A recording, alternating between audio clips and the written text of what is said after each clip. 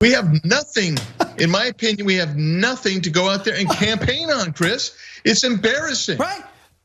Well, I know the Republican Party in the Congress, the majority has zero accomplishments. Now, of course, Republican voters across the country are sick and tired of Republicans because they never do anything. We can't blame Joe Biden and the Democrats for why the Republican-controlled House of Representatives hasn't passed single-subject spending bills.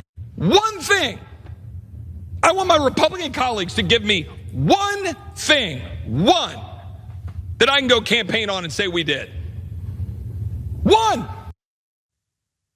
I want to thank all of those Republicans for making our case. It is increasingly difficult to avoid the fact that 2023 was a big old goose egg in terms of accomplishments for the GOP House.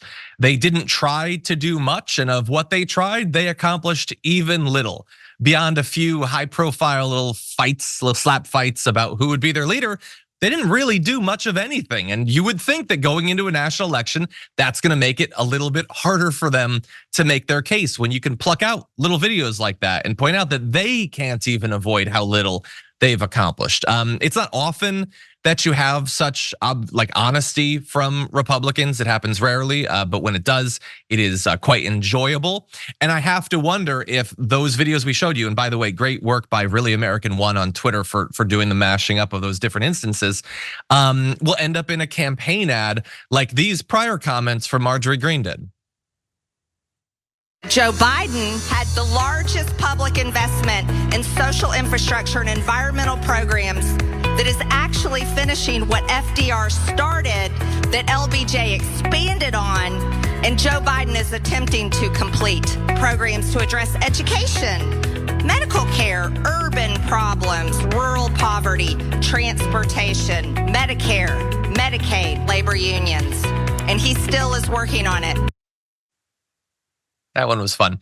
By the way, like obviously she initially intended those comments to be damning for Biden. So she like tried to put like stank on like medical care, but like it's good to fund medical care, you doink. Brett, what do you think? Yeah, her argument is that people don't like Medicare, people don't like Social Security, essentially, if she's invoking previous presidents who made those things possible. People like that stuff. They do like to think to themselves, oh, I don't want my taxes to go up. Oh, I don't want the government involved in my day-to-day life, but they don't even realize that like they are so overconfident and then they're in their own bubble that they don't realize that the things they think are evil when they just say them, those are things that most people in America really, really like. And I know people who would be like, oh, well, come on. I don't think we should be in education. I don't think there's not that many of them. Yeah. Yeah, and it's one of the bubbles I think that she and some other Republicans are in, is that the people who are having the conversations about policy with them are the wealthy who don't need that social spending in these programs. And that is a very narrow swath of the American public. Most people, including most Republicans, want you to spend money on infrastructure and on expanding access to medical care and on all of that stuff. So she ends up looking ridiculous. But you mash up the stuff that she said previously about Biden and then just how indisputable it is that they had power. They could have tried to pass stuff and maybe it would have been shot down by Senate Democrats, but they didn't even really try. We always say to the Democrats, try to do things. And if it gets stopped by the Republicans, you could at least go to the voters and say, here is what we fought for. They're not even fighting. They're just fighting with each other.